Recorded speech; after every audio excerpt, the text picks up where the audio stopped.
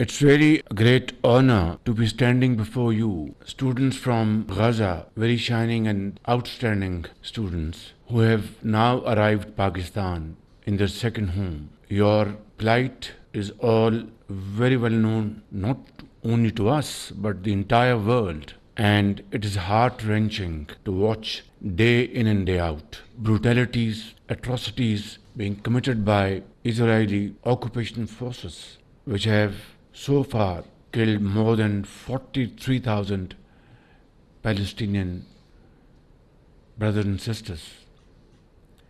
Thousands of them martyred in the arms of their mothers.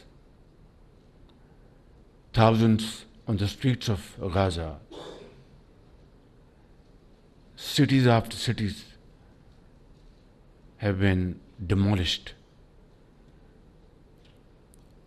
Villages after villages have been razed to ground, and the international community has yet to act. Speeches, resolutions, and commitments are still to see the light of the day, whether these are Security Council resolutions or other international forums, including ICJ at Hague. Nothing has helped in bringing ceasefire in Gaza, and the world has not seen this kind of carnage in contemporary history.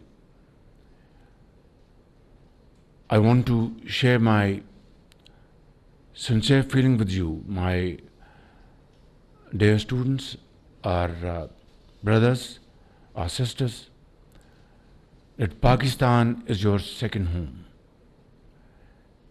Our hearts are there for you.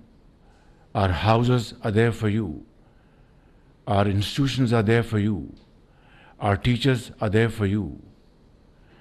Everything we can do will not be enough to make you comfortable in Pakistan.